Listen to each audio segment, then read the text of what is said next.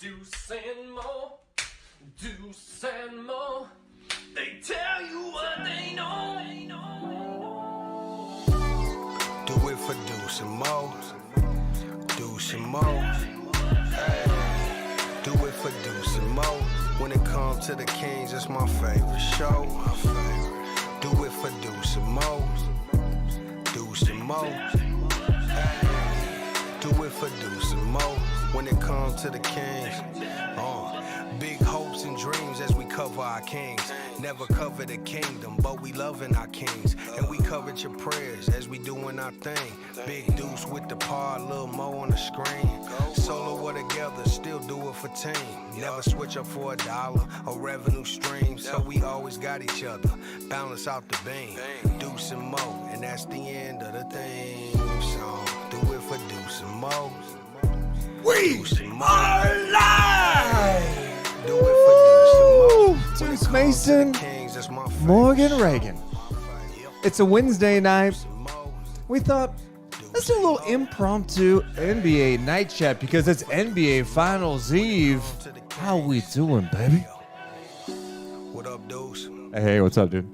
Hey, Morgan. You know what I kind of miss? What do you miss? I'm rooting for you. Thank you. Thank you. Yeah? Let's go. Okay.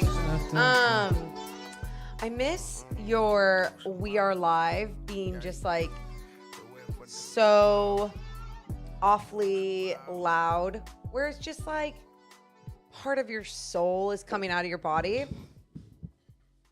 We are live! Yes. Like that? Yes. Cool. Like, I can tell when you're faking it and you're just like, we are live. And you like put some emphasis on live. And I'm like, But do you understand most of the times I do that It's is after after a game. a Kings win. And I'm feeling it. 100%. So like we have to think of other ways Okay.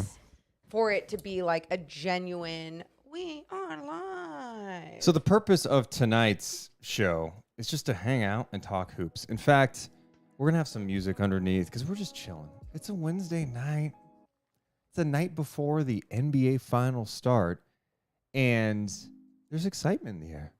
And we just found out that Monty Williams Yeah. has been hired by the Pistons. Good so for him. you got paid. Yeah. He got paid. I mean, good for them. Right choice. You saw what he was capable of. Obviously, the Suns had some different pieces on there, but you saw what he was capable of doing with a team and bringing guys together and making them even better people off the court and everything. And just like what people have to say about him, how could you not want him a part of your organization? And they were going after him for a while. Didn't seem like he had interest, but then the hard press went on. They gave him a 6-year, $72 million deal to be their head coach. And if you're Monty Williams, yeah, you're going to pay me. I'm going to be one of the highest paid coaches in the league. In fact, I think he might be the highest paid coach in the NBA now, taking over a team that's still a ways away. Like, it's going to be a minute.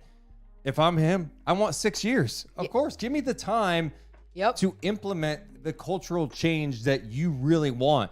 Give me the time to work with Jaden Ivey and Cade Cunningham and Jalen Duran and what they do around draft time this year. So Marvin Bagley, James Wiseman. Hey, look, you're looking at the way that the NBA has evolved into a league that throws a lot of zone out there. And Marvin Bagley was someone that did do well in a zone in college. Is this what we're going with? You know what? This is what we're talking. This is what we're breaking down tonight. No. Monty Williams gets hired. Moore's like, well, maybe they use some zone with Marvin Bagley. Shut up. Yeah. I mean, it's a lot of money to give a coach, but here's my thing with coaches. Yeah. Go get the best one and pay it. Like, you're willing to pay these average NBA players $12 million. If you believe Monty Williams can provide the cultural change and the development that you need on and off the court, who cares how much it costs? Go get it done. I admire it. I do. I really admire it by the Detroit Pistons. I'm absolutely with you. And I think too, because it doesn't feel like, which is weird to say, but it doesn't feel like a flashy hire or like a risky hire. It just, his time was cut short in Phoenix.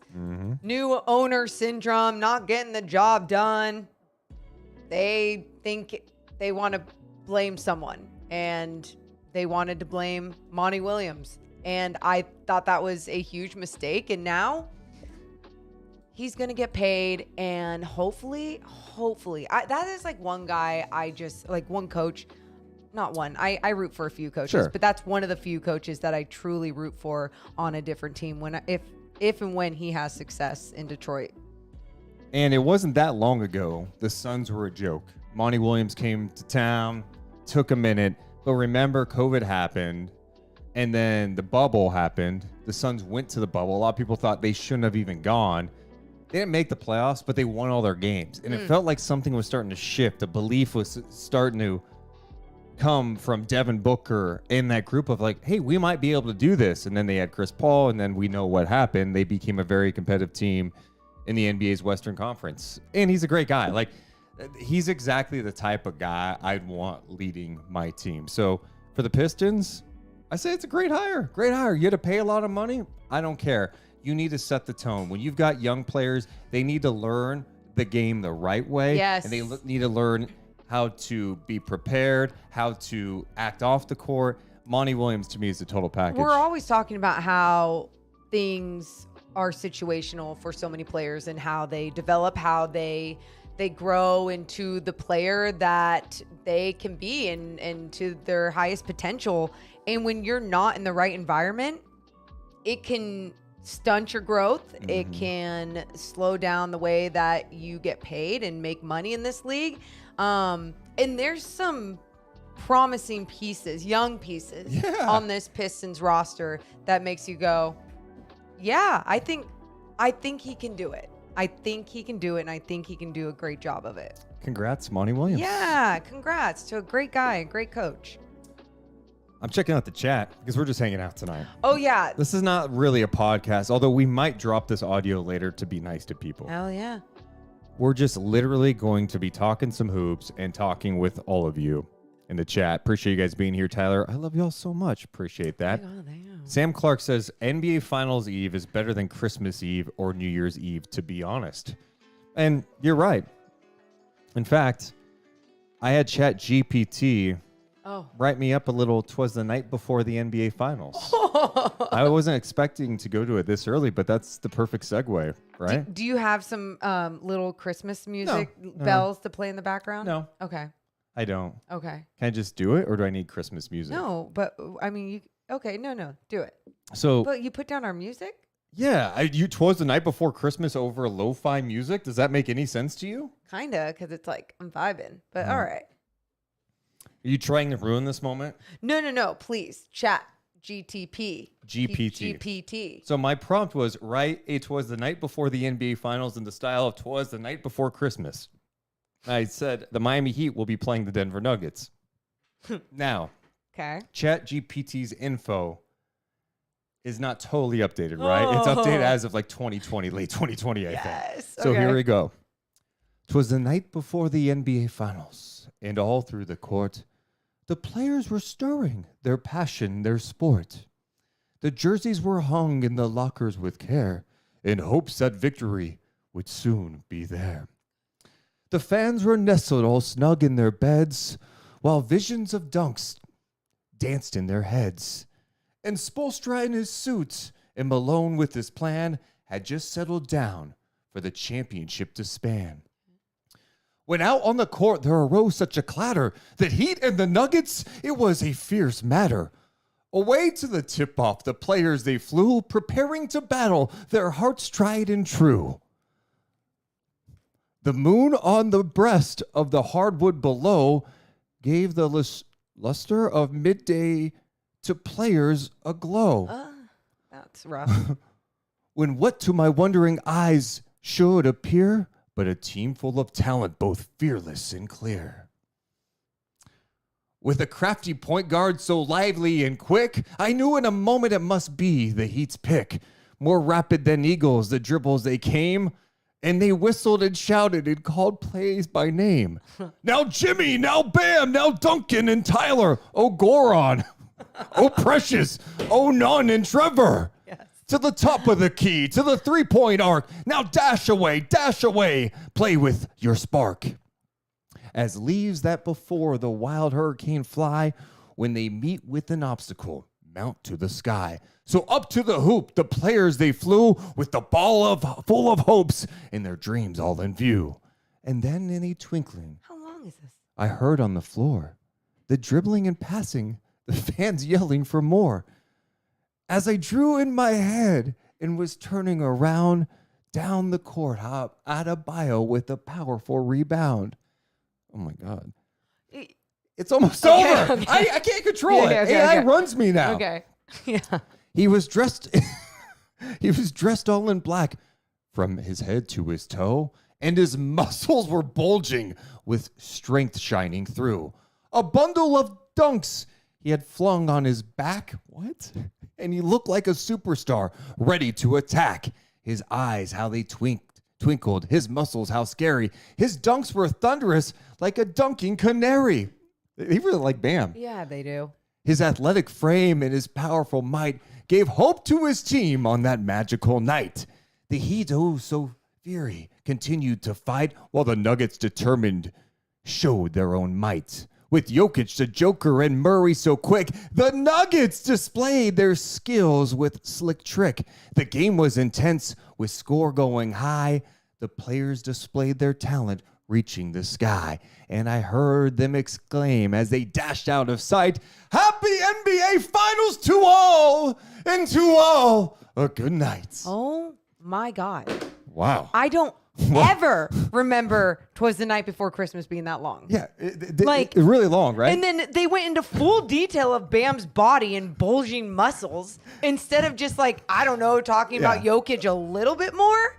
Like, like very biased toward the Heat. ChatGPT with a very bizarre "'Twas the Night Before Christmas." Like, what's up, Charles? Watching from the Bahamas. Nobody in the house. Pat Pam Deuce says, "Lord, take me now." Ball is live, Deuce. You're the total package. A lot of people do say that. really? Yeah. Yeah. Also, I want to encourage you guys, if you have not yet, the people in the chat hanging out with us, make sure to hit the thumbs up button. It just helps us grow. Also, make sure to subscribe to the channel. That would be great. That always helps. So I don't know if 'twas the night before the NBA Finals got you amped up for the NBA Finals, but as we are less than 24 hours away from Heat Nuggets Game 1, how are you feeling about the series? Like, what's your vibe? The start of 'Twas the Night Before the NBA Finals, like the concept, I was like, oh, all right, I'm pumped. You know, and then they took it a little bit too long. This series, I don't feel like if it went super long, I wouldn't be feeling that same way. I'd be like, oh, hell yeah. There's some grinded out basketball that should be happening between these two teams in this series. Give me a game. Give me a game 7, huh? Oh. I'm having such a hard time picturing this going super long. I just think the Nuggets have too much. And as talented as the Celtics were, we all kind of understood their flaws. I didn't think they were going to lose that series to Miami, but you knew they had some bad habits that we saw throughout the playoffs. We were like, what's going on with them? Why aren't they moving the ball? Why are they settling? The one thing you know about Denver is they're moving the ball. Like, they've got the best player in the NBA on their team in Nikola Jokic, and I just don't know how Miami can handle that. And maybe that's not what it's about, because you're not playing zone against Jokic. Right? There's no way. No, I mean, there is a way. They'll pick you apart. If you have... obviously, if we saw the same zone that they played against the Celtics, that would not work, right? I'm not acting like it needs to be box and one. I don't know what it needs to be, but I'm sure Spoelstra and the rest of the squad has some other zones for these exact situations. I think you're giving him too much credit there. You're the one the other night that told me, isn't it just hard to say, to count out the Miami Heat. Oh, it is for sure. Yeah. And I'm not dismissing that, but the reality is I'm just talking about a purely zone defense against Jokic is just not going to work, especially when you have cutters like Gordon. You got guys that can finish at the rim, Jokic and Gordon. Then 3-point shooting. You have attacking for Murray. They don't fall into those bad habits like Boston did. I'm not saying that a zone would necessarily shut down this squad. I'm not saying that. But if you were going to give me a team in the NBA right now and say, what team could run a zone against the Denver Nuggets and get some stops, throw them off? That's the difference. With the Celtics, it became their defense against the Celtics. With the Denver Nuggets, it's going to become something more like throw them off. How do we slow them down a little bit? I just don't think that's for Jokic. I do think in the non-Jokic minutes, that's when I'm using it. Sure. But I mean, you're going to see Miami in some sort of zone. We've seen what a zone in the NBA does to these teams. It throws them off, even if it's for one defensive possession. It's throwing off Jokic, who can pick you apart, who sees things ahead of time. Like, right now, I'm like shocked because I'm like Jokic homer. Yeah. You're acting like he's like a god and like can see all and like not. He kind of is. But he's not. And he's great. But he's still like, there's going to be moments that physicality, something slows him down. There's just going to be moments. Like you're talking about the NBA Finals. If this was a regular season game against the Miami Heat and we were just previewing it, yeah, I would feel that same way. But I feel like this is just a different type of game than even postseason basketball is, right? Or playoff basketball, like NBA Finals against a team like the Heat who have played at this level so many times. I mean, you know what I mean. But they have the right mindset and mentality to get things done. And I'm not acting like to get things done to win, but I'm acting like to get things done to play the right way against the Denver Nuggets. I think the reality is they'd have no real answer for Jokic, and that's okay. To me, it's more about the others. The way Jamal Murray has played, dude, we talked playoff Jimmy. Playoff Jamal Murray's been special. Hot. And what Jokic is going to do. The guy's averaging a triple-double in the playoffs. Quick decisions, pass, move. Everybody Inside does out. better with him, yes. You throw different looks at him. Doesn't Right. matter. He's going to be more physical than anybody. The only size they have is Bam. Correct. And even though Bam's strong, one-on-one, I don't think he can guard Jokic. And then you can't really throw a ton of double teams at Jokic because he's so quick with his decisions. He has such a great feel, and they've got the shooting. And then in terms of like backup bigs, I mean, okay, Cody Zeller, Kevin Love cannot guard Jokic. And then you could go smaller on him at times to mix it up. Yeah, you're right. They're gonna have to throw everything. But I don't know. And just to, it's not even a counter, but just to push back a little bit too. I think what Miami does such a great job of is playing so well together. Yes, and I agree. think, and that's why when we keep talking about these individuals, oh man, these bigs, like, what's Bam going to do on him? Bam's going to get in foul trouble. We've seen Bam get in this foul trouble. So, what are they going to do with Cody Zeller on him? They're going to go to work. But how in one way or another can you be throwing that double on him that is making an impact, right? And that means everyone shifting together. Hopefully, I mean, you're not so hard. Right. And you're not just like, I hope they're having a bad shooting night, so they have to keep taking outside shots and they settle for those. It's really, you're trying to make them take a bad shot. You're trying to throw a hand in the face, to contest, to make sure that you're closing out in time when you're rotating over. I think Miami does a fantastic job of that. I think the other thing that the Nuggets are going to do right away too, and we saw them do this against the Lakers, they're going to push the shit out of the ball, and they're going to push the shit out of the ball on a team that just went to a Game 7 in the Eastern Conference Finals. And you're playing in elevation. Yes. Oh, that's going to be tough too. A couple of the comments. Tyler says Joker is unguardable. Bam can do everything right, and Jokic will still shoot over him with ease. Yes. Megadeth Nice says Murray's going to go off. Yeah, that was what I was going to bring up, because I think if Miami can make life difficult on Murray, then things can get interesting. Again, I just feel like Jokic is going to do his thing. Some of the numbers, and I saw Kurt Goldsberry put this out, Murray became the second player to average 30 points on 50, 40, 90 shooting in multiple playoff series, joining Kevin Durant. So he's on a tear. Meanwhile, Jokic is the third player in league history to average a triple-double entering the finals. Magic did it in 82. Wilt did it in 67. Both of their teams won. And here's another interesting stat.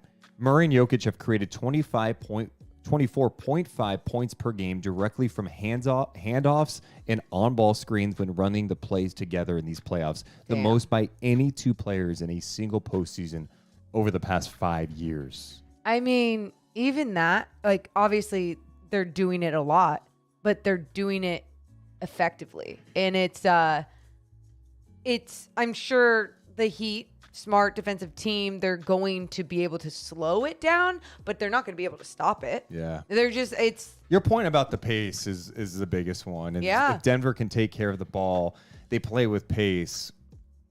That's why you give it... They just have so many things in their favor. They've got the offensive weapons. They've got the size advantage, too.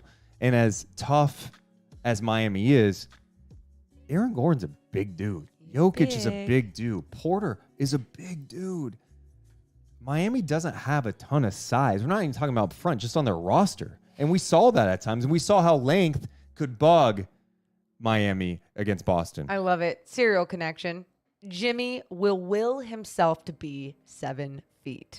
He's gonna try. Yeah. He's gonna try. He's gonna do everything he can to make sure he feels that way. And the thing he needs to make sure that he's not doing is those moments against the Boston Celtics when it felt like the urgency or the force wasn't there from him. His Miami Heat team needs him every minute of the game, in all aspects of the game, both sides of the floor. I mean, but offensively, he's really got to be the one creating, pushing, going to the basket. And if Jokic and whoever else, Aaron Gordon, is in the middle, make something happen. Like, there's too many times against Al Horford, Robert Williams, where he was just going to the middle of the paint without a purpose. And he's got to be able to make quick, fast decisions against this smart team. Yeah, and although they do have more size, Denver also doesn't protect the rim well. So that's an area that's going to be interesting, especially because it's not like Miami's a team that attacks the rim a ton. So it's going to be fascinating. Lights says, you forgot about the secret weapon for Miami, Udonis Haslem. Oh, how could we forget? Imagine if that was a story.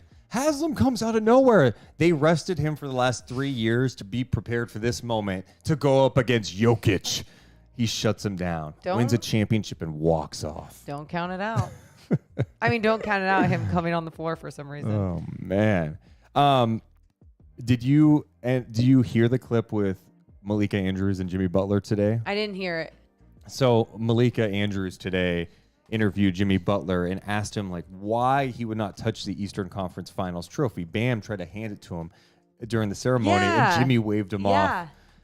When I listen to this clip, this is what makes me believe even more in Miami just to compete, because this is just their mindset all the time. Here's Malika with Jimmy Butler.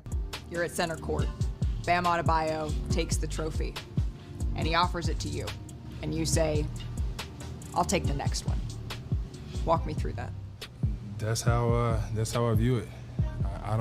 We don't play to, and it wasn't disrespectful because I love Bam, and I'm very grateful to be able to win the Eastern Conference. But I've done that before. I have.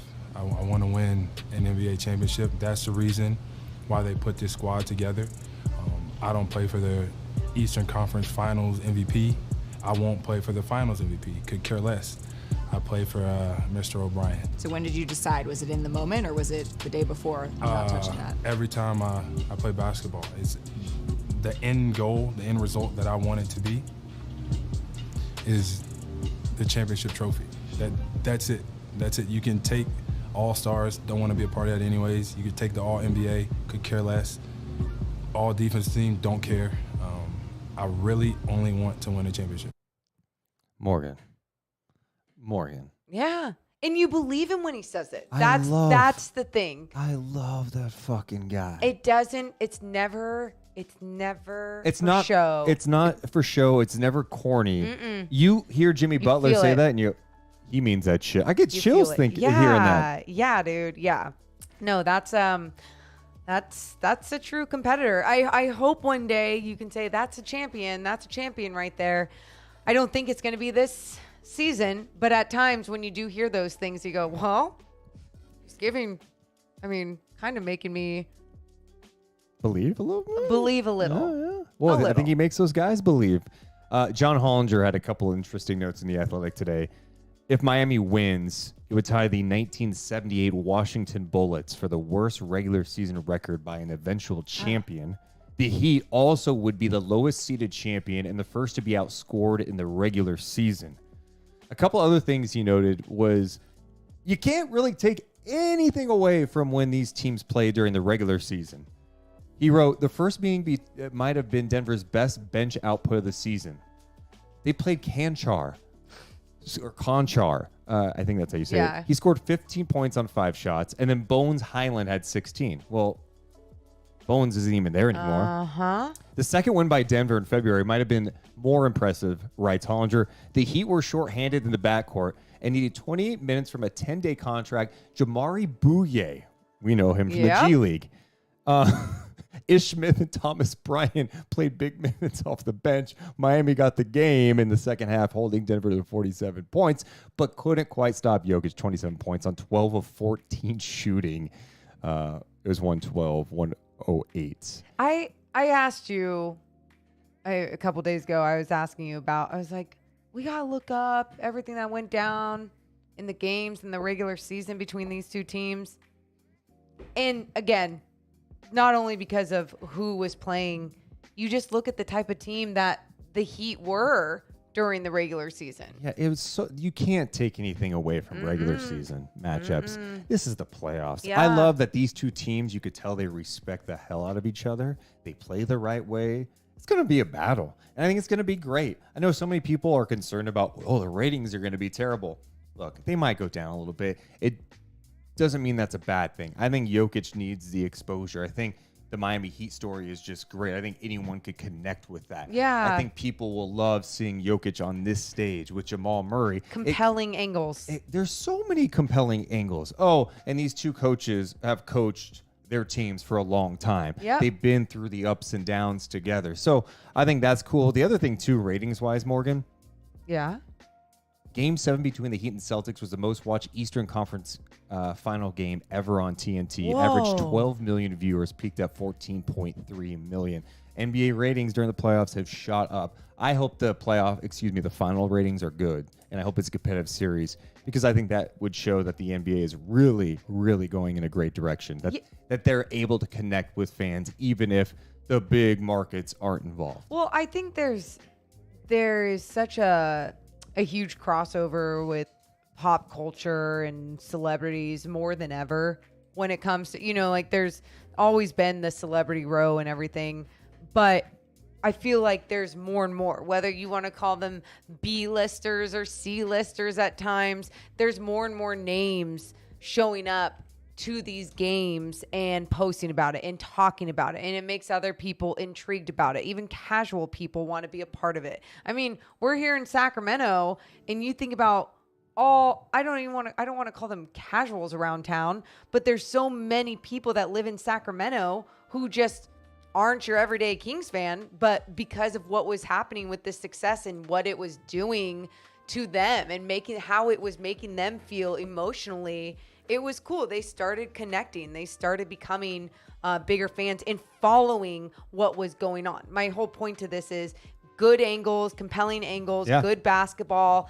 It can bring in even a different crowd. Shout out Fred Dixon. He donated $2 super chat. Thanks, Fred. Ready for Summer Classic.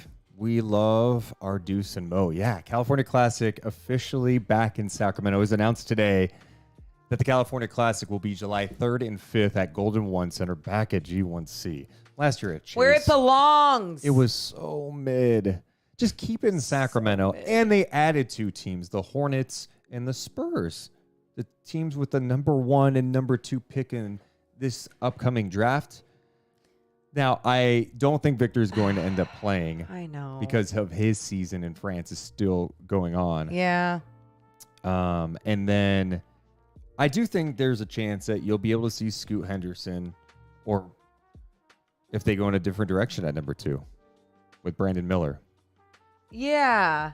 I know you saying that. It's like, I don't feel like people have a good pulse on if Scoot's going to go second or third. But either way, you got 2 losing teams right here in California ready to play all their high draft picks. Let's go. Well, I don't care who's even playing. if they're not playing, I It's guess. affordable. I think you can get like 2-day passes for all the games, and they play 3 games a day. Amazing. And it's like $60. Amazing. And it's a chill environment. You just, it's nice outside. It's hot outside. It's summertime. You go inside Golden One Center, chill, watch some basketball. It's fun. So you realize too, so that is 3rd, 4th, 5th. It's the 3rd and the 5th. Yeah, they're not playing on the 4th of July. 3rd, 5th. And then Summer League in and then Vegas. Summer League starts the 7th. Yeah. So it's just like, oh, and your birthday's the 6th. Thank you for acknowledging that. Sorry. Yeah. So it's a big day. so- It is, kind of a day of celebration around Sacramento in many ways, maybe around the world. It's a time. on July 6th. Yeah, the 6th of July is what we call it. It's Deuce Day. And we all celebrate together. I do want to give a shout out to Stephen Brown, speaking of this. Is he talking about you? Why don't you why do you look so handsome tonight, Deuce? Fresh haircut and shit? LOL. It is a fresh haircut. It's not though. his birthday yet. We don't need to Dude. compliment him this early. But honestly, talk about my haircut. no. It looks, no. you have to admit this fade is beautiful. If we had to talk, we do have to talk. And now that you're like getting skin fades, you're going more often, which Yeah. means you want to talk about your hair more often. Well, it's back. And let's also make this clear. I remember when I shaved my head, and I remember because I have all the receipts. Oh. I can pull them out and go one by one, reading them about, Deuce, you're never going to have that hair back again. Ooh, you're going bald. No. It's beautiful. It's back. And what it shows is my versatility. I could play multiple roles in Hollywood because I could have different hairstyles and pull it off. That, my friends, is a big deal. Okay. You know what's funny? What? You like usually you'll say it and it's like, you're joking. You said that with your chest. You said that with a little bit too much confidence, and it felt like you really felt that way. Yeah. I don't like it. Off-season Deuce, man. Whole different beast. What were we talking about right before your hair? NBA ratings, compelling storylines. Yes. Oh, California Classic. Yes. California Classic. The 6th of July, Deuce Day.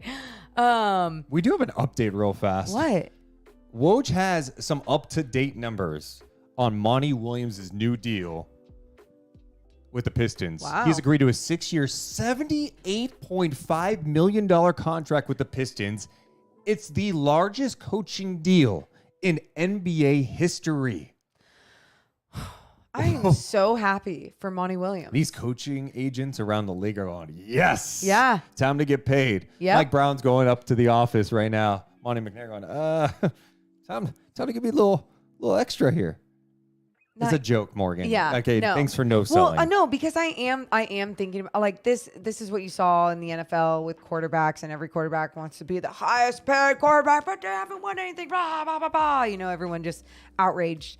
And then obviously too for players, people outraged with guys getting max deals and everything as well. For coaches, sometimes they don't get enough love. Yep. And other times, sure, there's some coaches out there that will get the right amount of love.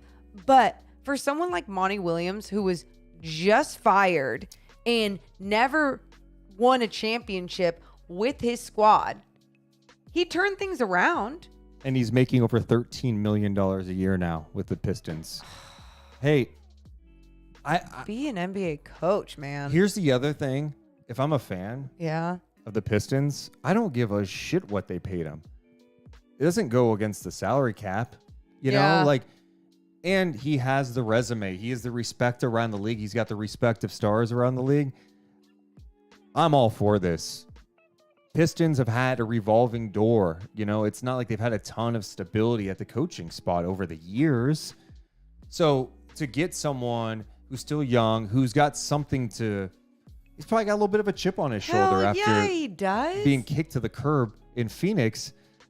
Hell yeah. Like, this is a great move. I want this type of coach with this young squad to take Jaden Ivey along, to take Cade Cunningham, Jalen Duren. I mean, this is the person I'd want. Do you think, because you know how I love drama and stories and all that jazz, do you think we'll ever get more information on him and DeAndre Ayton and their What relationship? info do you need? It looked terrible. I mean, it did, but they found a way to somewhat bring it together. But I guess I felt like Monty Williams took a lot of blame. Like when he was asked, was that in the off season? Like, you know, what have you talked to DeAndre Ayton? And it's like he hadn't even talked to him. That was at weird. point. Yes. And like, I think a lot of that blame just wants to go straight on Monty Williams for that. But again, that was just a narrative pushed out there. And I want to know it all. I want to know everything. Yeah. I want to know what led to them going, yeah, he's gone. Not just a new owner. Did Durant and Booker, were they like, yeah, get rid of him or what? I know. So, as you know, Vanderpump Rules Part 2 reunion is on tonight. I know you all know this. At the end of every NBA season, Yeah. every team has to do a reunion. You know, You love it. No, hear me out. What? Your setup to this, I was getting ready to cringe and go, this is probably going to be some lame Morgan idea. This is one of your best. Could you imagine? Could you imagine? No matter the team, a reunion episode. They all have Thank you. storylines. You play clips. You play locker room stuff, interviews. Andy Cohen is still the guy that is hosting and interviewing everyone. Oh, Monty, you know, we heard this offseason. Oh, well, I guess that would be too far. So it would be like toward the end of the season. Didn't they end on losing to the Dallas Mavericks by 27 or something, 30 points? you're talking about last year? Was that last year? Yeah. Yeah. So like after last year's team, No, I got you. a reunion after that. I mean, yes, I'm on board with your reunion idea. I agree. I'm just thinking of all the tea you could get because there's like a part of them that has to spill a little bit. Okay, no, there's zero part of them. I mean, obviously, if we lived in a world where NBA teams are like, yeah, we'll do reunion episodes, then you would assume that they'd be all about it. Hey, could you imagine the drama there? The more you spill, the more you make. I like that. Incentives. Who's a rat? Oh, my God. Here's some footage you did not see throughout the season. It's like a locker room fight. We're like, what?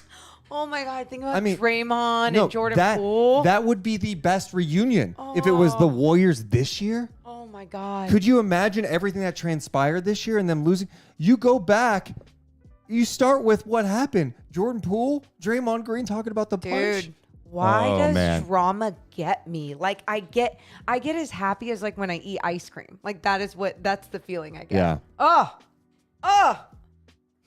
It's never gonna happen, so I need to stop. But if it did. Someone in our chat was mentioning that Monty could get up to $100 million with a potential 7 and 8, a potential year 7 and 8 plus incentives if everything worked out in Detroit. Good for cash in, dude. What do you want as a coach? You want the ability to go in there, especially with a young team, and get time. Well, 6 years. Yep. That shows commitment. Yep. That shows you're being serious here. You're not just using me to get 3 good years. Yes. And if you are, you have to pay me for the other 3 years. That's fine. You're showing commitment. Like it's not even a risk in their mind because they obviously believe in Monty Williams in what he can do as a coach. And I love this for him in so many different ways. But also, I love exactly what you're saying. You know how I feel about coaching in the NBA and coaching in all sports. I'm like, NFL, it's a joke. If you don't win a championship, you're fired. And it's like one team wins a championship every year, you freaking weirdos. And with this, a team finally saying, you're new, we believe in you that much. And not only do we believe in you, we believe in basketball and being like a basketball purist. Everything takes time. Somehow the Sacramento Kings in this first year with Mike Brown took a huge ass leap. Individuals, as a team, as an organization, they're saying to Monty, like, take your time, take the time that you need, but make it happen within these 6 years. Yeah. And if you do well, we'll pick up year 7 and year 8. It's one of the strongest commitments we have ever seen in NBA history, not just from a year's perspective, obviously, but from a money perspective. It is literally the largest coaching deal in NBA history. I love it. Love it. Congrats. And this is what I love about NBA Night Chat, especially this edition. Yeah, why? It just flows. It's going all sorts of places. You don't know where it's headed. Yeah. We went to a reunion, which was a great idea. Thank you. The Warriors reunion, it was a great idea. Thank We you. talked about Monty Williams with the breaking news right when we started this. Talked a little NBA Finals. California Classic? Yeah. I did have some Jokic stuff. Okay. Some quotes I wanted to read you too. Yeah. So this is just talking about his passing. And they did a feature where they talked to former teammates, coaches, current guys on The Athletic. Bruce Brown said, he threw 2 corner passes to me and I was not ready. I fumbled them out of bounds and I was like, oh shit, you literally have to be ready at all times because you never know with him. He'll even throw a no look when you are in the corner too, which we see all the time. He loves that no look to the corner. David Adelman, the assistant coach there at Denver, who is probably going to be a future NBA coach, his dad, of course, Hall of Famer Rick Adelman, said one of the reasons they've been preaching so much to this team to be ready, they literally have told, the coaching staff has always told players, keep your hands ready. That's with every new player that comes through. Playing with Jokic is such a different experience, not only because he is a gifted passer at 7 feet, but also because he sees the game like few others.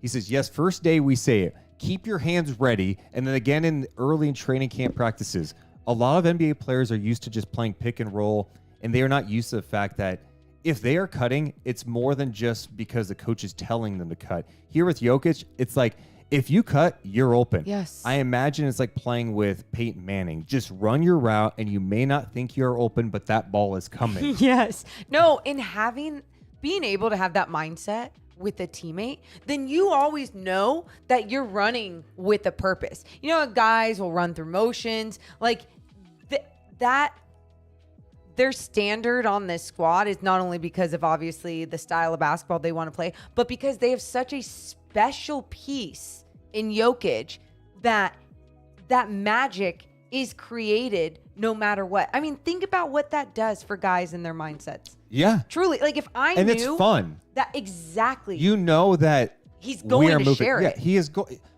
is not selfish. Yes. He can get his, but he wants to get you involved. I love that for these guys as basketball players. I love that for the NBA because this team might be the next NBA champion. And this style of basketball, where I know there have been people over the years that want the star teams, the iconic historic teams, but really this is how basketball should be played by all teams. And it's just, and I know you can't execute it like this if you don't have a special player like Jokic, but there's bits and pieces of it. The style can absolutely still be executed. You need special players to be good in this league. We know that, right? Yes. But the really special ones aren't selfish, right? There's a lot of individual talent in this league, but being able to make guys around you better, Yep. that's everything. And you see, same with Miami. I mean, Jimmy Butler makes people around him better because of how he holds players accountable, the mindset, how he plays, the toughness. And it seems like everybody plays like that in Miami. And if you don't play or you don't stay there long. If you're not vibing like that, it's just like you're not playable. It's not going to be the way. They're not going to that's the other thing. I mean, people know this with youth sports, high school sports, every level where someone is just good or their dad has a lot of money, so they've paid for things so they get to play, like whatever it is.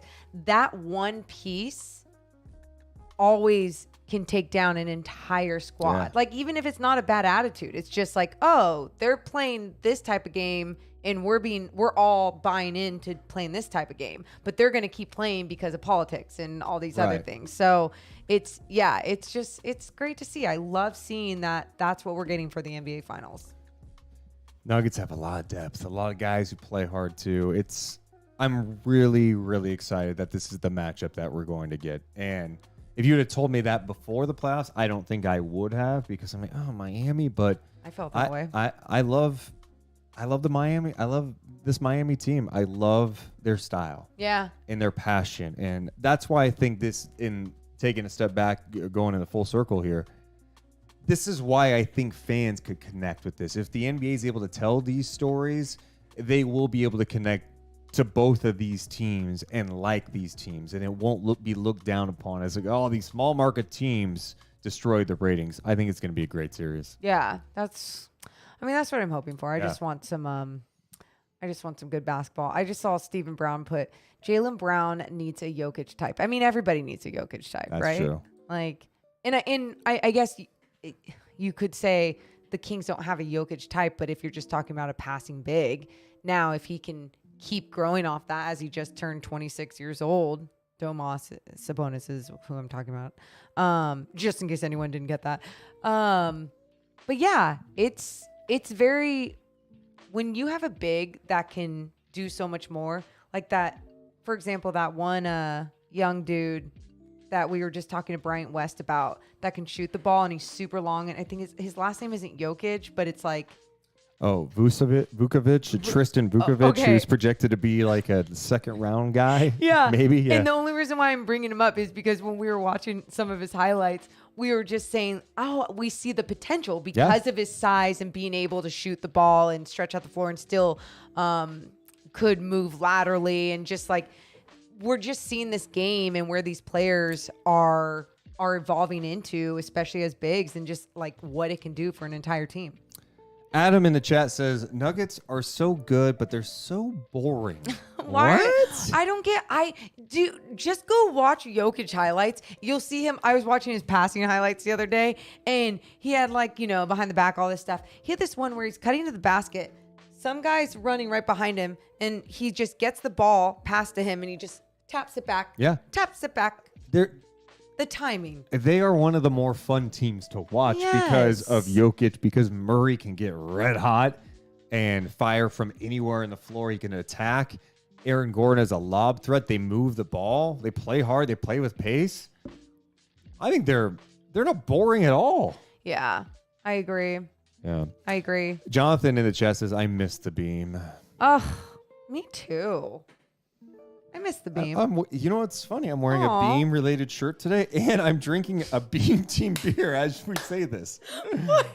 Okay. Bite Dog Brewing Company. Sacramento really proud funny. over here. Yeah. Oh my God, dude. That's hilarious. Yeah, like you, and there's a beam behind us. Okay.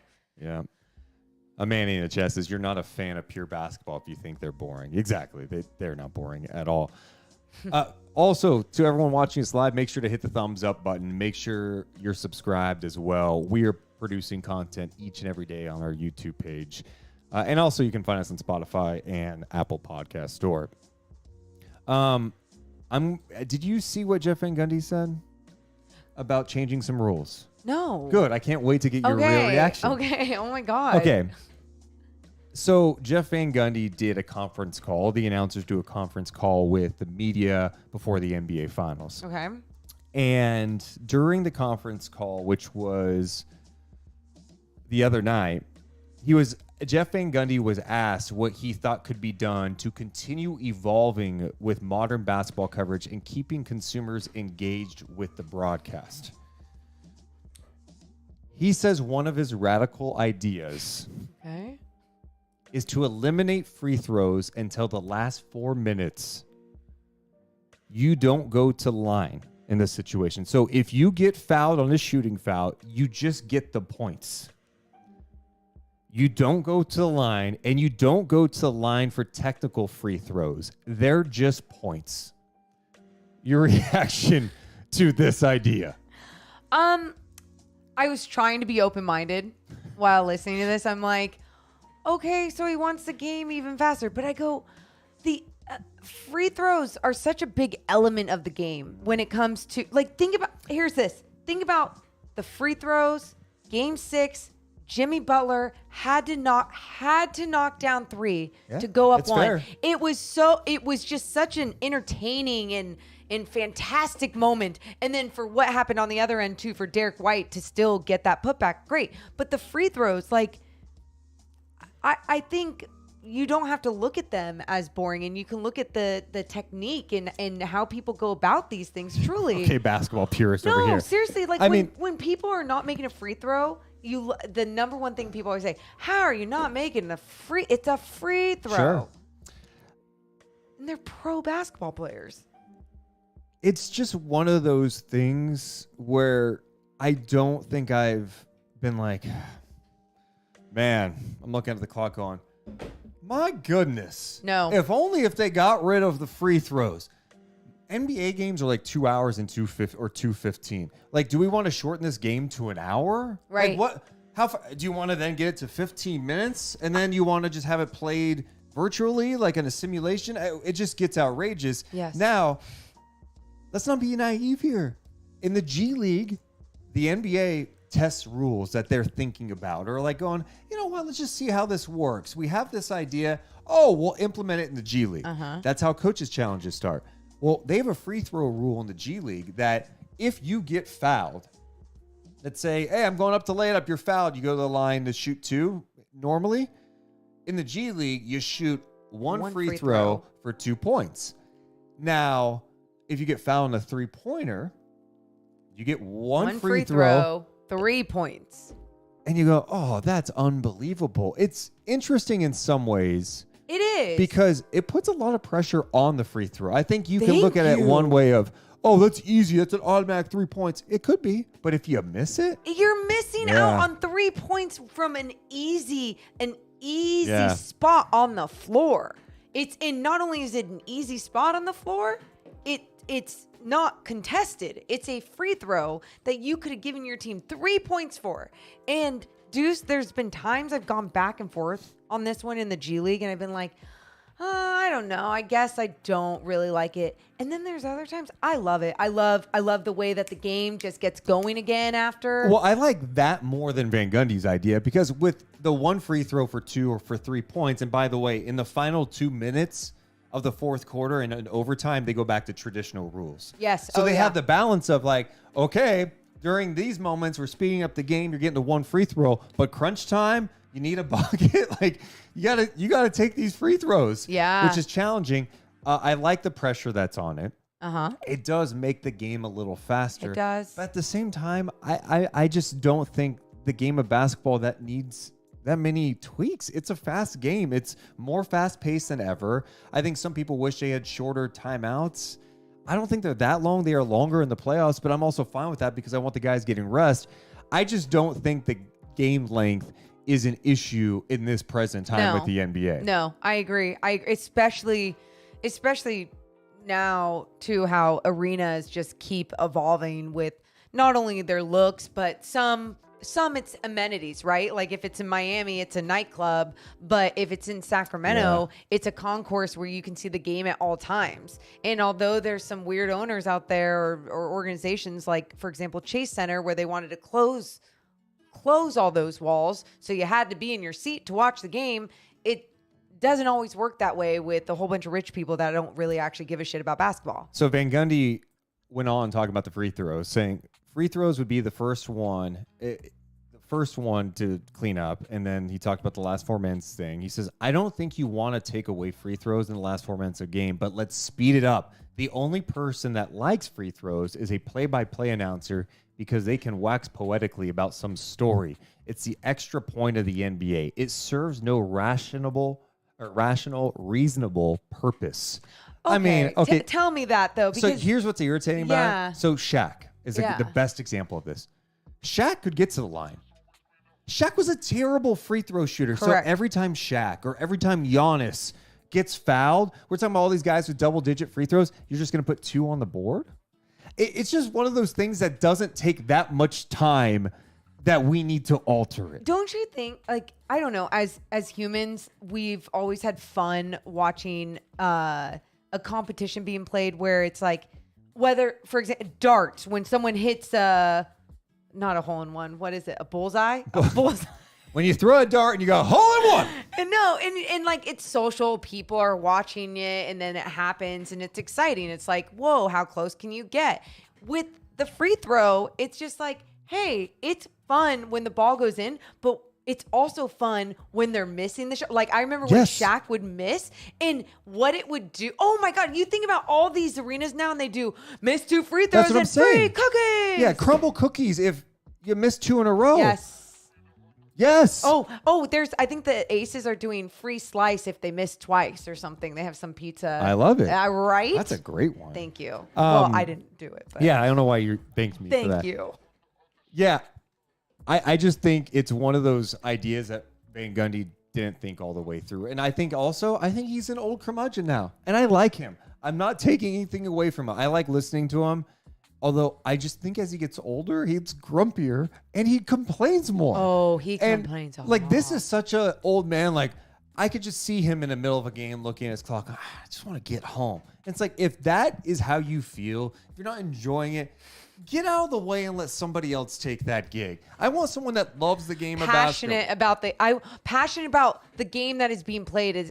You cannot like certain things, but there's times that Jeff Van Gundy does not feel like there's any joy in anything that he's watching. Like he just and then he's vocal about it too. I will say this: the one thing he mentioned about how play-by-play announcers like free throws because they could tell some story or whatever. I'll be honest. Yeah. I know. Because I think it's not because I want to talk during a free throw. It's because you want to relay some cool information to the audience and tell the story of these players and celebrate their journeys and where they've come or what's going on in their careers. You don't get that. That's the only stoppage of play you really get. And it's changed things for me in the G League with the one free throw. I don't get those stories in as often. Well, I don't. Not only have I noticed like this last season, you couldn't get those stories in as often. The game, the pace has changed not completely, but it has just gotten even faster, right? So even the one free throw, the pace was already changed the first couple of years you were calling games in the G League. But this last year, I remember seeing the charts that you created with all these great stories and angles for these guys and the way they grew up. And it was like, that's not the purpose right now, unless the Kings, Stockton Kings were up by a lot. And that's my thing. There's a couple of ways broadcasters think about this. I know a lot who go, look, the game's on TV. You call some of it, but it's about having a conversation and telling stories. I think there's a balance to it. I think sometimes they turn on an NBA game and it's like there's action going on the court and it's story time. And I'm like, that was just a windmill jam. This guy just got a shot block. That's a big deal. And I'm at home getting into the game and they're talking about where someone, I know. It's like they don't pause for the moment that is live, and that is not going to happen again, and it's not going to be the same. You know who's good at interrupting and taking back that moment? Kevin Harlan will. Yeah. He will, depending on who he's working with. Yeah, I just like calling the game so much because I get into it. I want to call the big plays. I don't want to miss those moments. Okay, so Van Gundy had a different idea as well, not just a free throw thing. Okay. It involves shortening halftime. And what's interesting about it, Damian Lillard agreed with him. So here is what Van Gundy said. He says that he would look to eliminate halftime. Eliminate? So not shorten, eliminate? I think halftime is the biggest waste of time. So, or I'd reduce it to 5 minutes so you could go to the bathroom and come back out. The whole idea of what goes on at halftime, I think, is misunderstood. It's a lot of either praising what just happened or correcting, but you could do that in 2 minutes out by the bench in some elongated timeout, end quote. Can we just say one thing on this? What's your one thing? I'm sure there's truth to that. Uh-huh. Jeff Van Gundy hasn't coached in the league since like 2007. A whole different game, whole different pace, yes. They might have some plays to show on an iPad real fast. And they might show some stats that it should be points of emphasis. And maybe he's right. It can take place in, a 2-minute stretch. But also, don't these guys need some rest? Like, don't you want to rest them a little bit?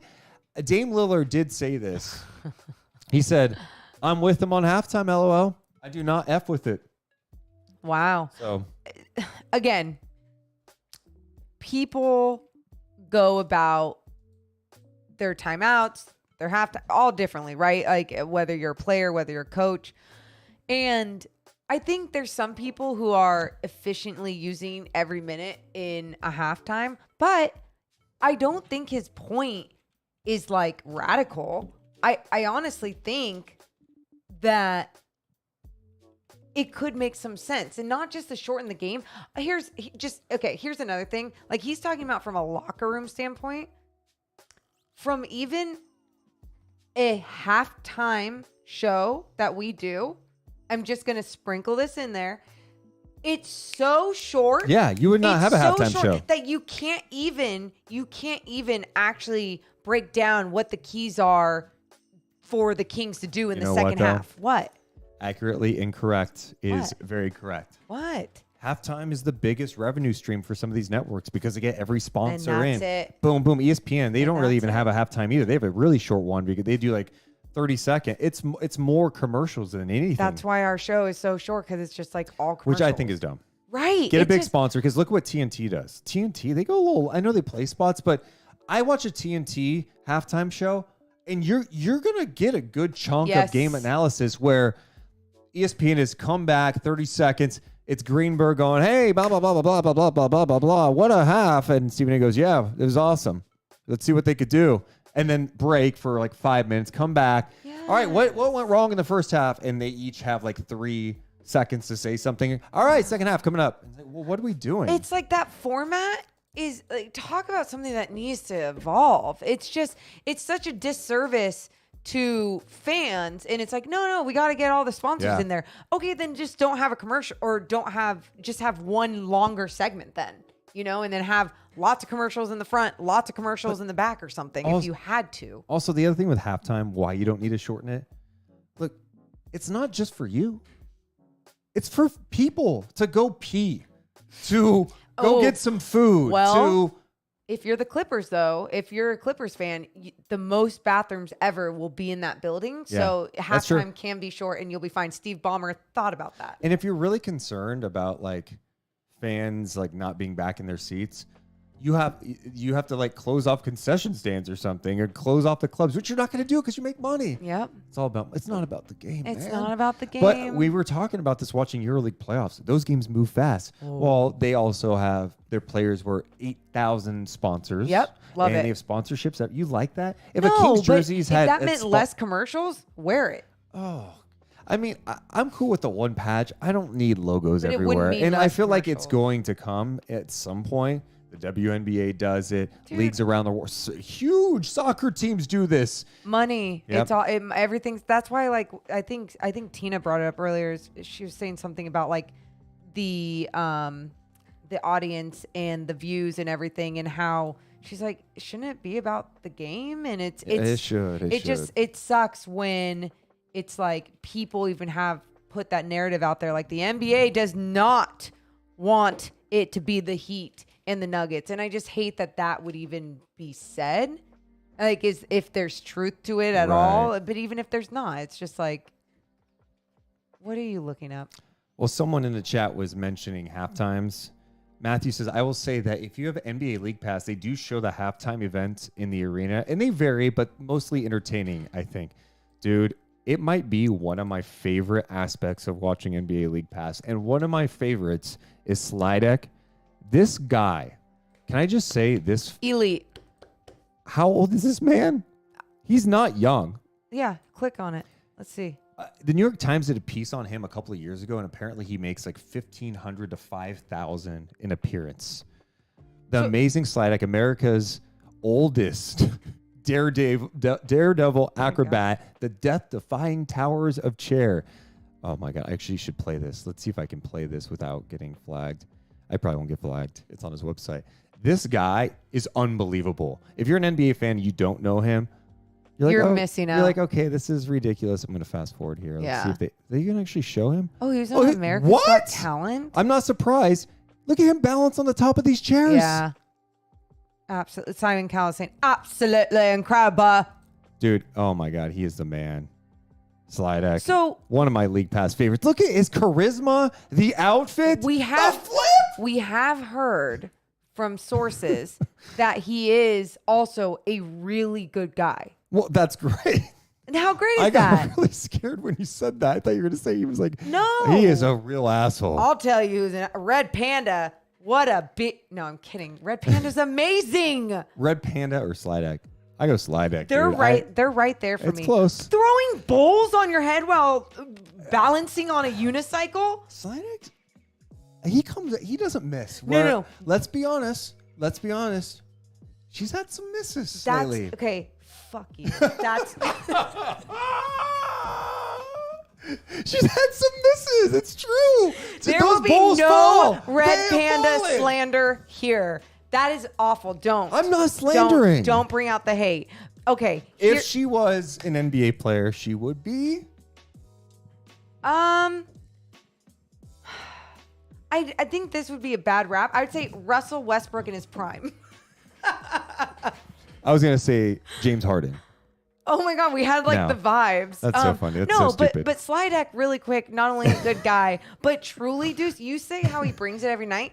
Obviously, he doesn't fall off the chairs, knock on wood. Yeah. But he also is just a pure entertainer. Like, you guys, he gets up 5 chairs and he does the fake shake. He like shakes like, oh, this is it's hard. A show. This is, it's a show. and he'll show it on his face like a wrestler. They're just like, can I even stand on this chair? And he does it every time. And I'm fooled every time. I don't know how we got there. Oh, we were talking about shortening the game, shortening halftime, halftime shows, free throws. It all comes back around. This is why Night Chat's the best sometimes, right? Just an off-season one where there's no agenda. I love we when got some random topics and we're just hanging out. I just love when we can just talk basketball with a whole bunch of people, or basketball topics with a whole bunch of people. Oh my God.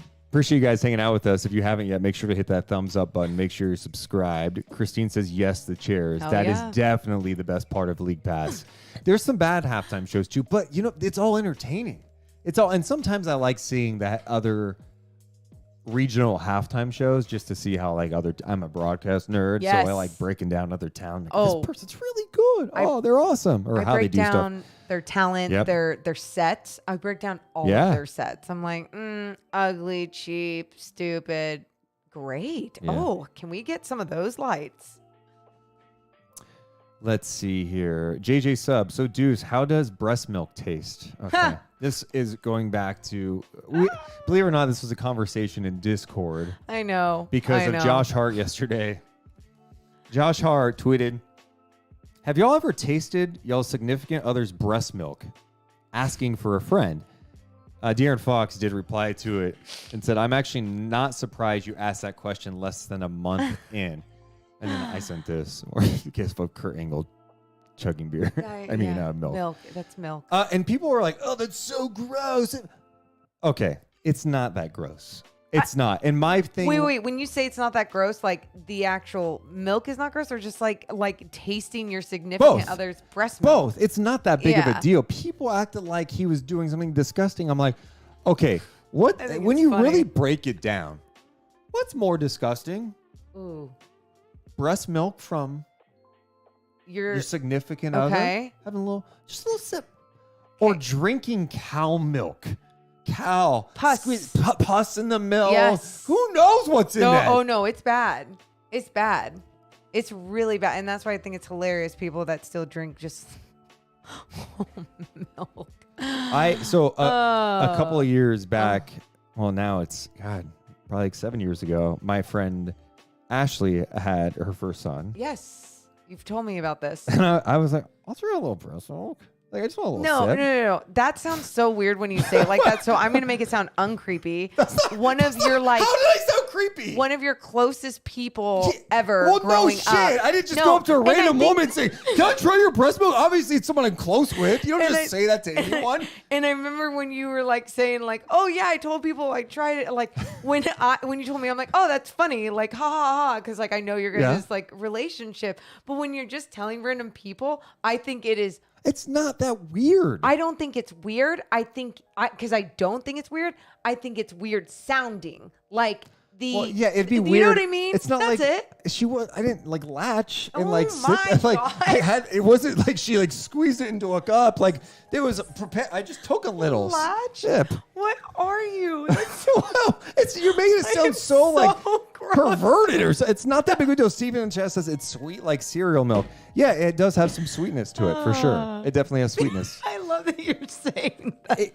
Look, honestly, if it was like if we lived in a world where like it was in stores, like at the co-op, No, stop.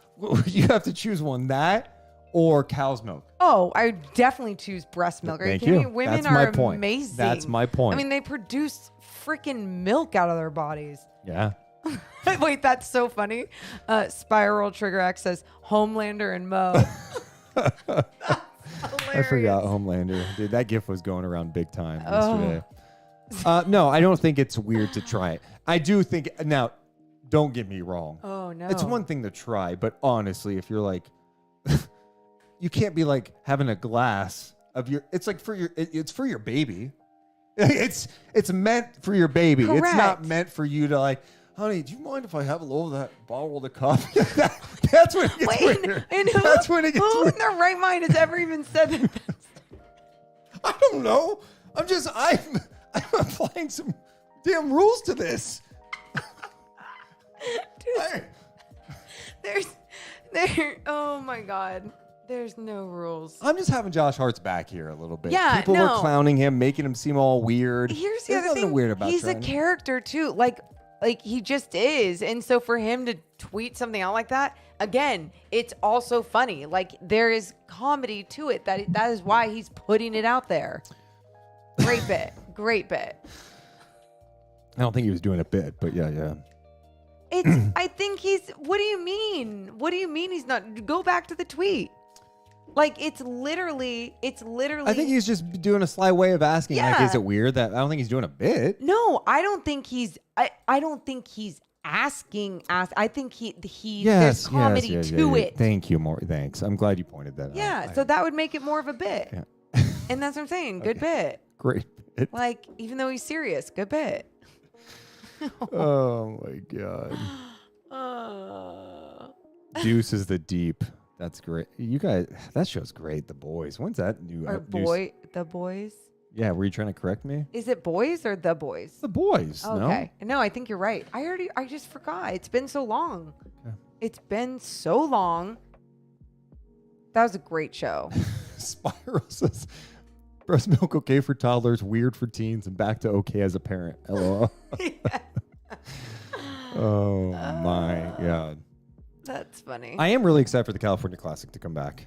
I know someone in the chat mentioned that a while ago, but Summer League, for those who have not had the chance to go in Vegas, I highly recommend it if you can afford to go. Oh, yeah. Go spend a couple of days there, and just the two gyms are connected, so you can go back and forth with games all day.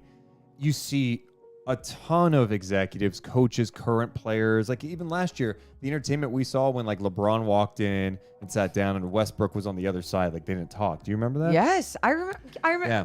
Yes. Yeah. So you just see those things, but you also just see it's the who's who of the NBA, and like everyone's there. It's a loose environment.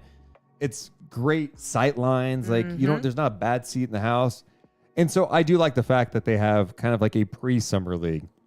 I mean, Yeah. it's Summer League, but pre-Vegas Summer League in Sacramento. The first couple of times it was done in Sacramento, it was so fun. I'm curious to see what the attendance is like this time around, but it's going to be way better than Chase Center last year. Oh yeah, it's in. Again, we always talk about this is a basketball city, a basketball town, and there's basketball junkies that live everywhere and just like crave it. Whether look, the Kings have a late first round draft pick, right? Yeah, 24th pick. Yeah, it's in like Kings fans are intrigued and excited with what the possibilities could be, even with a young player that might even be a project. They don't care. It's just like the being able to kind of go through a young person's career with them and like be in their starting place. There's like some pride to it too. Yeah, and if you're a basketball nerd, and I think there are more basketball nerds than ever who are like watching film all the time. They're cutting their own film. They're looking at all the advanced stats. They're obsessed with the game. It's a great chance to see potential up-and-comers. I mean, so Mac McClung, you've seen talented players. Bam Adebayo played in a California Classic in Sacramento. These teams, you get to see these players, and it's just fun to judge them. Like, oh, is this a G League guy? Mm-hmm. Ooh, can this guy be picked up for a training camp invite?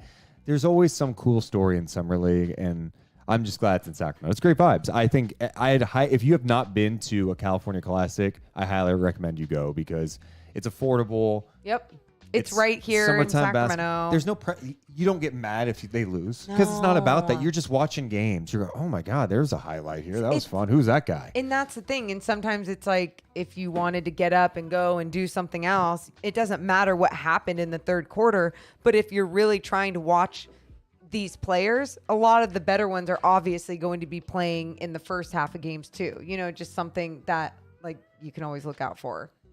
Could the league be like, hey, Victor, if you play in this, we'll give you the Kings should offer the Spurs money or Victor money. Be like, hey, just have him playing one game. No, dude. If Victor played a summer league game in Sacramento, it's sold out. 100% sold out. Why? How would it not be? But honestly, worst case scenario, if like Scoot Henderson was there, I think you're gonna get people to come on. It's like I'm gonna go watch a game in Sacramento. There's, like you said, there's enough basketball nerds out here that crave it, want it, consume it. Tina in the chat says, from Brest to California Classic, what a swing. Night chat, baby. You don't know where it's going to go. You just don't know where it's going to go. Vanderpump Rules is going to be on in 42 minutes. Ooh, well, it's live for the East Coast. They've already seen Reunion Part 2. No spoilers. Don't tell me. I had a Sasha thought too. Sasha Vezenkov. Yeah. I do feel like he's going to come over. And the more I thought about it. Yeah, why? Well, I just think it makes all the sense for him. Just where he's at in his career, fit. But I think the Kings' pursuit of him has been interesting. Like how aggressive they've been in sending front office members. The last time Mike Brown and Martina Kolakatranis, the CEO of the team, went over. And you're like, okay, what's that mean? Well, Sasha grew up in Greece. And Martina is Greek. She speaks Greek, very into the culture. And she was involved in getting Peja to come over. Like that was her big career break. Yes. I think she was like on maternity leave or something in 96. Jeff Petrie calls her and is like, hey, I hear you could speak Greek and you can write Greek. Can you help me negotiate this draft pick's contract buyout? And that was her start. Yeah. And she helped get Hito over. And I'm like, I think this is the type of thing that she can really be involved with because she's done it before. But it's not just that. Obviously, Mike Brown going over, them spending some time with him. I think he understands, like, he's beyond wanted. And I don't think you'd make that many trips over to see him if you go, oh, this guy's just going to be like a 10th or 9th man. Like, you believe he can be an important part to your team. Yeah, and I think being an important part, like even if his role changes from what they had in mind, You know, like you just never know. Sure, Like, that's I'm true. just, That's I'm just true. being realistic Yeah. about like how the pace is going to be so different for him, and not that I don't think that anyone is capable from the EuroLeague to get in that type of shape. So that's going to be different. There's going to be things that alter his game from what it is in the EuroLeague, but I have full belief that he, with some experience and time in this league, can absolutely get to the role that he desires.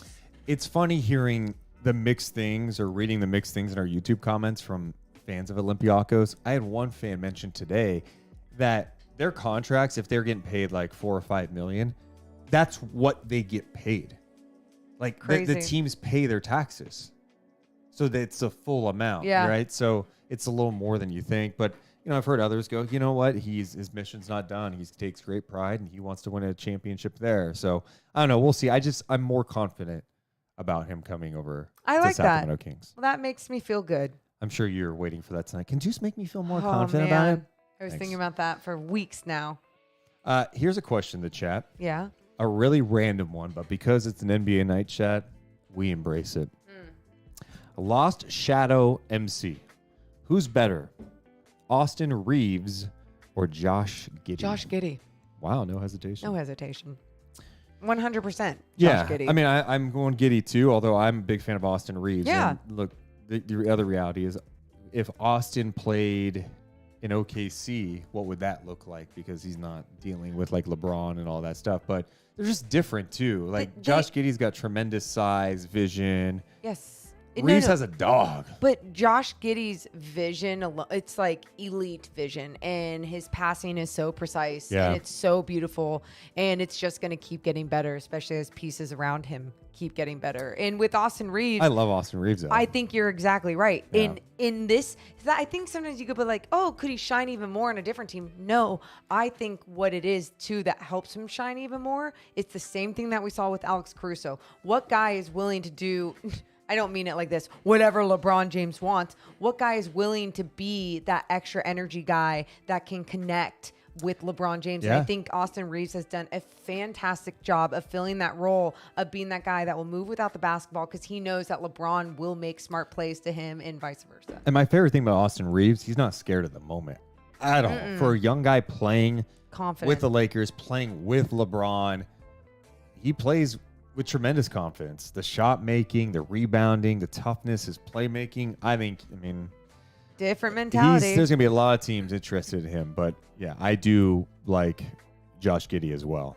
So I don't know that we really answered your question, but I would take Josh Giddey. Serial Connection said that Josh Giddey is a better Austin Reaves than Austin Reaves. Yeah. Good bit. Well, and how old's Josh Giddey now?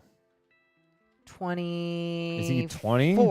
No. 22. Are you serious? No. He's young, right? Way Oh, he's younger 20. than that. Yeah, okay. I remember he came in 20. when he was 18. Yeah, something Okay. like that. Yeah. Yeah. He is 20. He was like one of the youngest. Okay, wow. Damn. It really hasn't been that Austin Reaves is And he's older. He's 20. And when I say older, he's 25. 25. Yeah. 25 years old. So sweet. Josh Giddey is really good. Shout out to the people on Twitch watching us too. We've talked to them a little bit. Black Shields TV rated us too. Thank you. Appreciate that. Appreciate you so much. We're just hanging out talking some hoops. Let's get to more of the chat. Balls Live. What are the poll results? The poll tonight. Who do you want to win the NBA Finals, Morgan? While you think about it, the fans have voted. 67% of people who have voted tonight say the Denver Nuggets. Makes sense. 33% the Miami Heat. Why does that make sense? Like what? I don't know that I could say who I really want to win. I'm not going to be upset. I see. They want to win. Yeah. I'm sorry. I was thinking who they think will win. Okay. I don't know why that makes sense. I think a lot of people really do like Jokic. Like him being one of the last stars that is left. Like people go for stars, right? And I mean, a guy that hasn't won a championship, but I look on the other side of things and I go, you know, why wouldn't you want that maybe for Jimmy Butler? And I think it's also because people have seen the Heat win before, you know? That's true. I think if you want to give a slight edge for me, Denver has never won an NBA championship. Right. Miami's done it.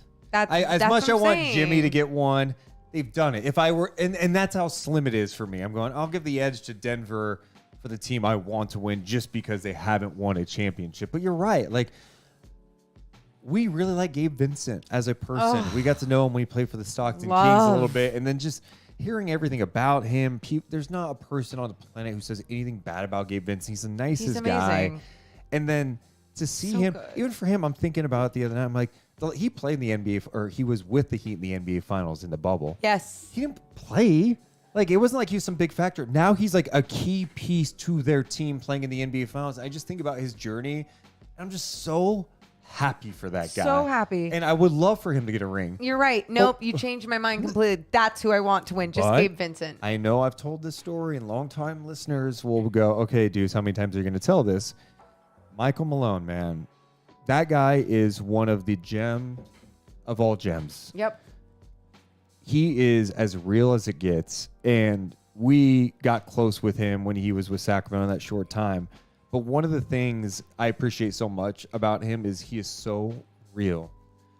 When we used to do radio, we did a show with Jason Ross middays, and the station made the decision to move us to the mornings. But that final show, middays with J. Ross, he was not with the Kings anymore. He surprised us by calling in and wishing us luck. On the show. Call. Which, okay, that's a small thing, blah, blah, blah. But here's the type of person Michael Malone is.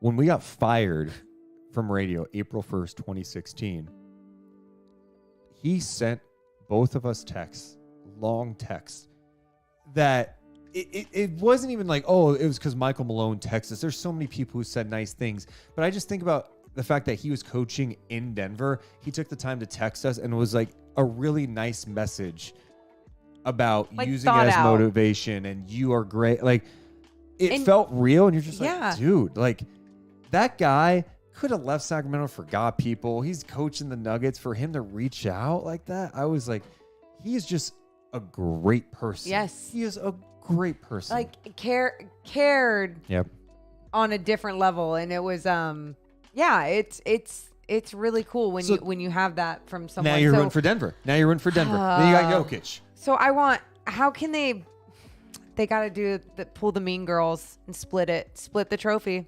Gabe and Michael Malone only split one the trophy. Can win. I love Jimmy Butler, his grind. I know. His life was not easy growing up, and to see how he has evolved as a player, and to see how he has totally fit in that Miami Heat team is just. I will be so happy and that's what's cool too. I will actually feel that's weird. I will feel happy for either one of these teams that win. That's where I'm at. You I usually agree. don't feel like if it was the Lakers, I'd be like tossing out F-bombs like no, hate. But these two, like both, I'm going to be super happy for one team. I really am going to be sad for the other. I think whatever my angle and connection and relationship is with whoever loses, I'm going to feel that. Yeah. I'm going to feel that. And it's just, I think these teams will make you feel. Give us an entertaining series. Please. Chewy in the chat says, I'm going for Malone. Sweet. Gavana says, I like the Murray story too, his story. Yeah. His story's great, coming back from the injuries. Like, Michael Porter, how many back surgeries has he had? Like, that's my favorite part about not only these teams, but this league. I think we're getting to the point where we're getting better at celebrating all these players and their journeys, and players are being vulnerable and opening up about issues and what they've gone through in life, and to see the grind and these stories, like all the undrafted guys from Miami. I know people mention all the time. It's still really cool. It's still because they're not supposed to be here. Yes. And you can connect with that. All of they have to work at a different level, just a different level. And yes, it's very easy to connect with all these personalities and stories, and that's what makes it so fun. We should mention that tonight's night chat. Shout out to Joey Reagan over at Lion Real Estate. Appreciate him so much as we show his big mug on the screen. If you are looking to purchase a house in the Sacramento area, maybe even looking to sell, you should reach out to Joey over at Lion Real Estate.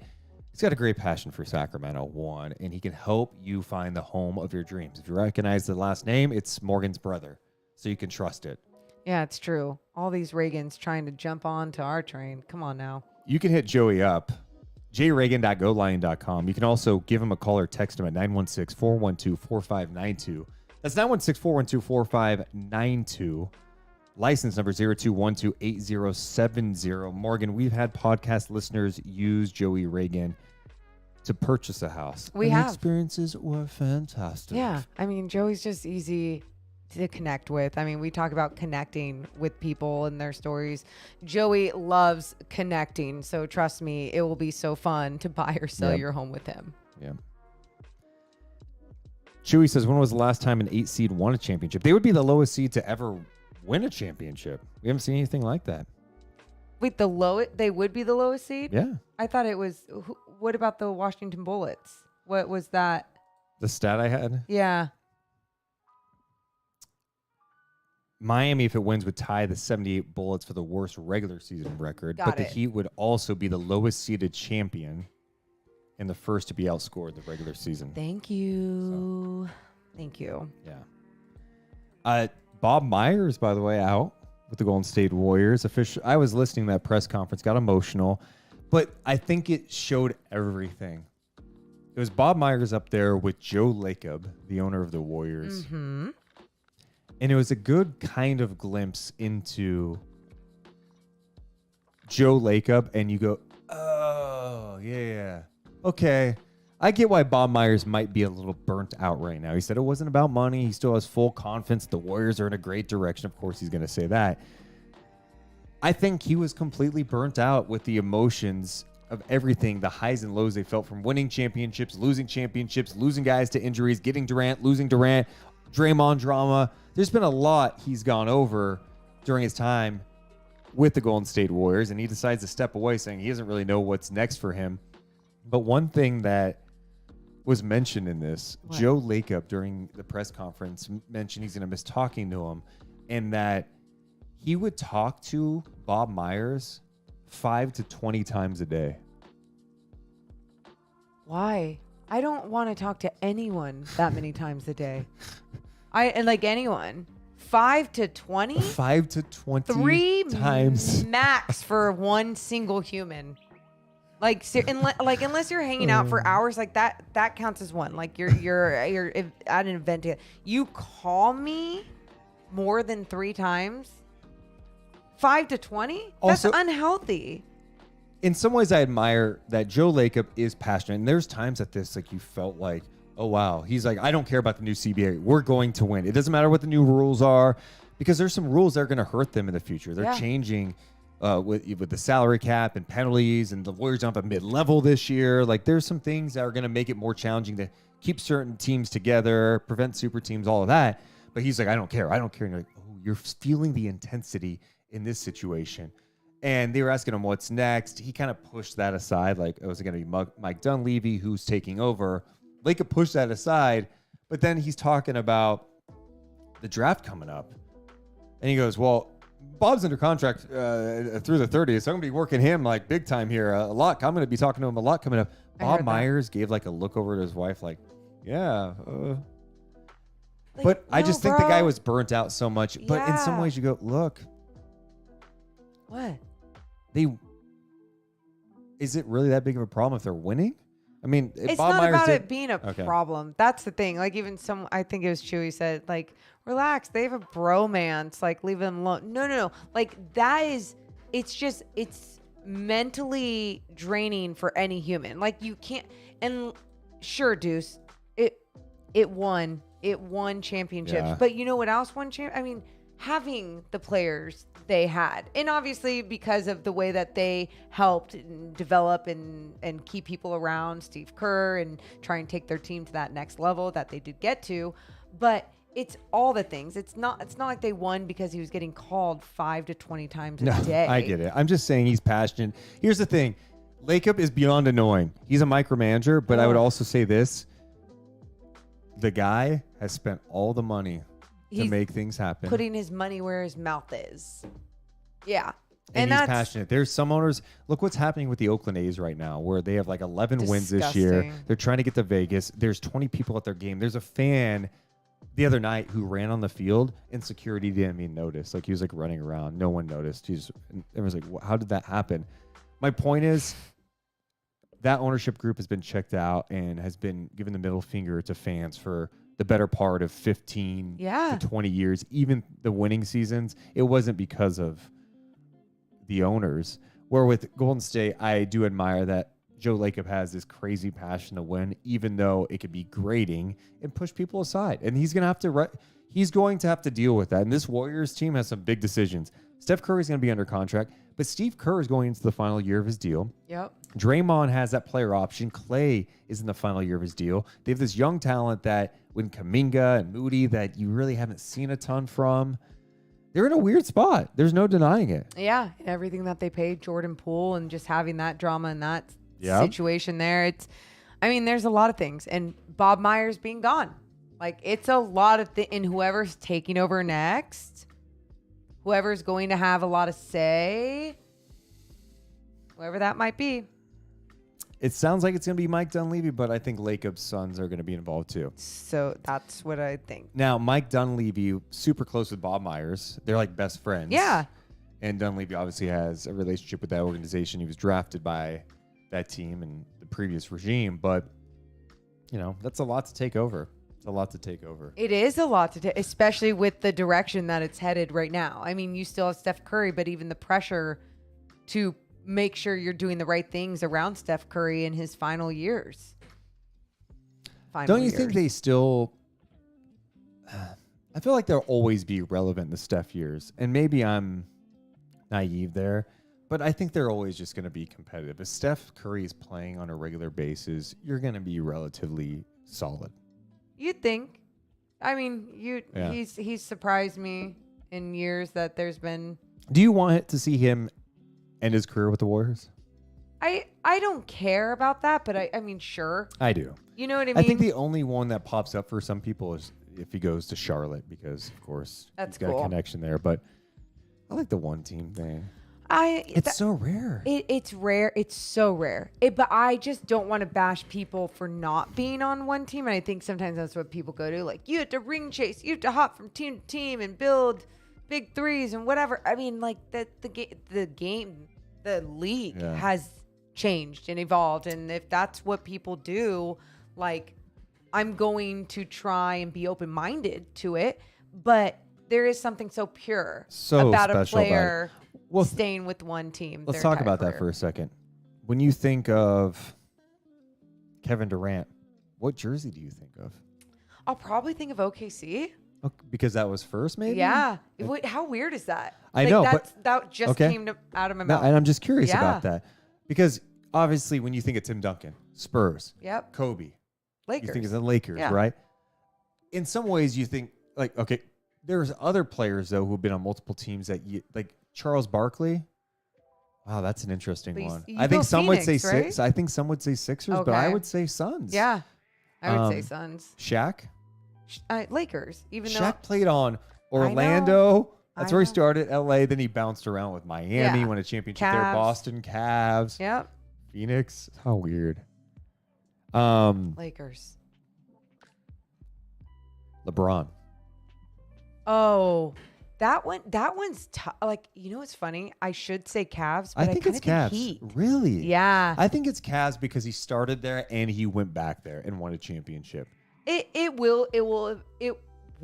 It's not the Cavs. Lakers. No, it's definitely not the Lakers. Even though, I feel like sometimes that's what he wish it was. His Hollywood side. Yeah, Chris Webber, you definitely. You know what's funny? Kings. Jason Williams, you think Kings? Well, right? I do. I think, but there's like... No, I think most fans, when you think Jason Williams, you think Kings. He played 3 years there. Played on Memphis and Miami, won a championship with the Heat. Like, it's weird. Isn't that funny? That is. Mike Conley. Grizzlies, of course. Yeah, and that's what's good. He had the pit stop there, but he's a Grizzly. Yeah. And now he's with Minnesota. I forgot it. Yeah. Ooh, speaking of Kevin Love. Wow. That's an interesting one. Minnesota. Wow. Would you just go Minnesota? He was in Cleveland longer. So, This is a fun game. and it was fat Kevin Love in Minnesota. Okay. So, two different people actually. He got in shape toward the end of the Minnesota. Yeah, run, I for know, I sure. know, I know. Man, I'm trying to think. I think I go T-Wolves too. I wonder if it's more where they started and spent a significant time. DeMarcus Cousins, Kings. 100% Kings. Yeah. You're not going Pelicans with him. But Anthony Davis, you think it's going to be Lakers?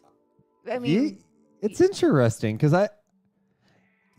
yeah. And I think maybe sometimes too the way things end kind of no, because that doesn't really factor in with everyone else. What a random ass game we just played. I love Stephen Brown. Thick Kevin Love was good. I had a Joe Mazzula note to bring up too today that I thought was interesting because Am I gonna like it? There's been so much talk about is he gonna come back next year? Shams was saying on that FanDuel show that he pops in with like Chandler Parsons, Michelle Beadle, Banksy. He says that if they got swept, the Celtics got swept, we'd maybe be having a different conversation here. But he says Joe Mazzula will return as coach. He still has 3 years and $14 million left on the contract. How crazy is that? He's got 3 years, 14 left when Monty Williams is making $13 million with the Pistons. A year. Yeah, that's awesome.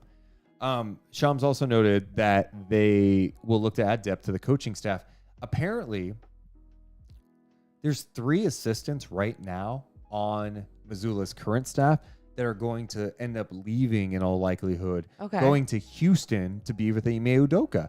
And when I read that, it really hit me because I'm like, wow. I know we had talked about his coaching staff, but this is the angle I did not think about. We know Damon Stoudemire left. Yep.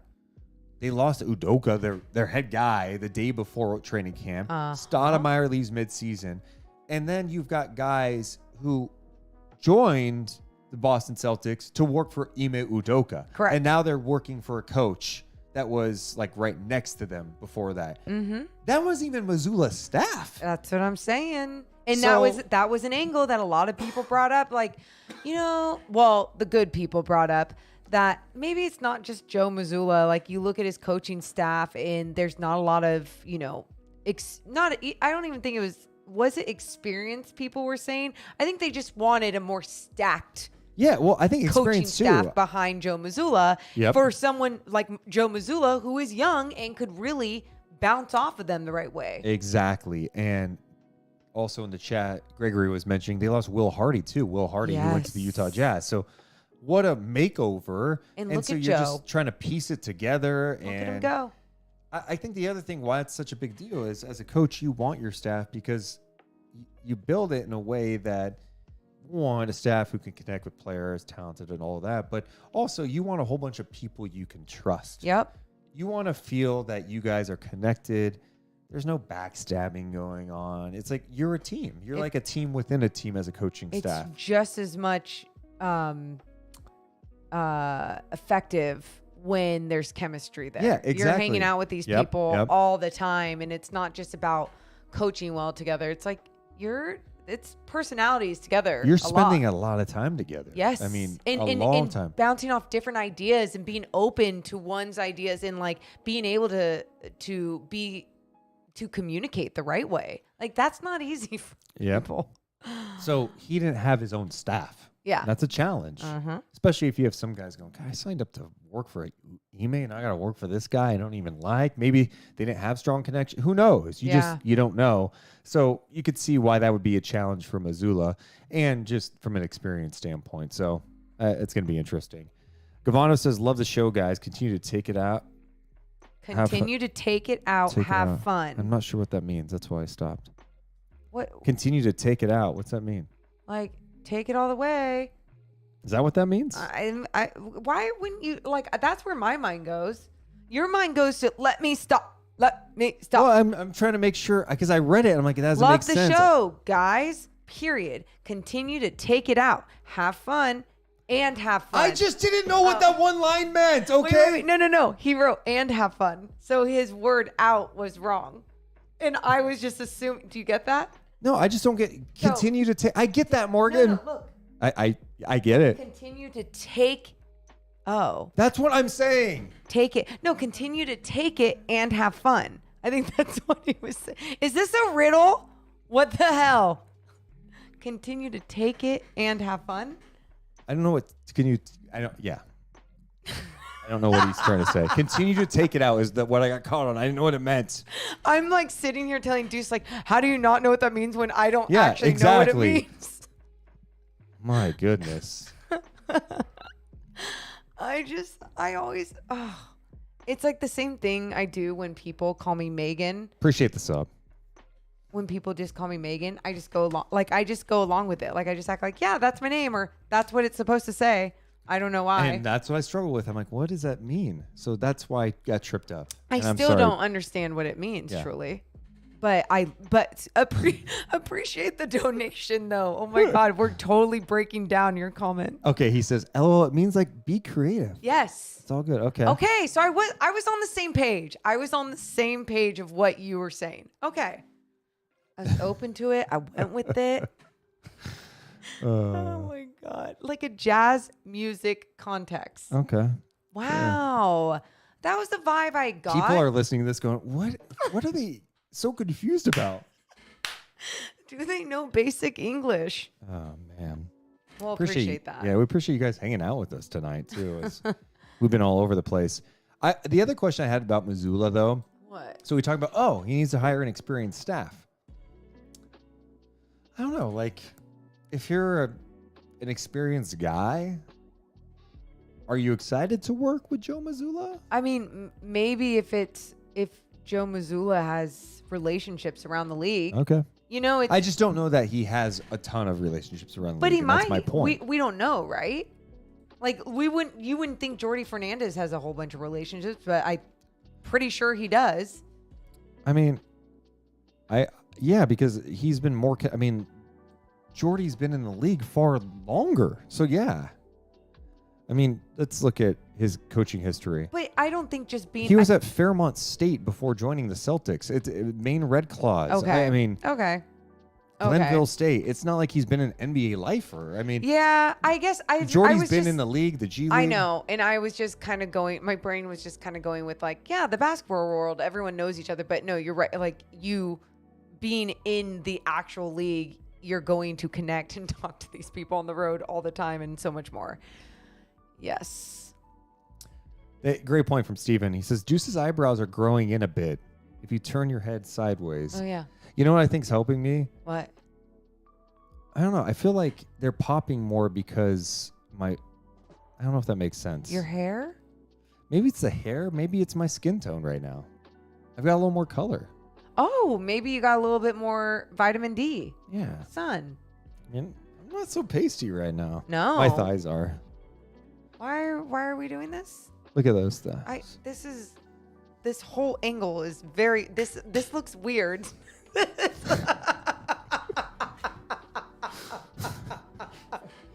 Oh, it's so weird. Are you kidding me? Roll the tape. Like, look, did you see yourself? Did anyone else see that? People like a little show. Oh my God. Thighs like what? What?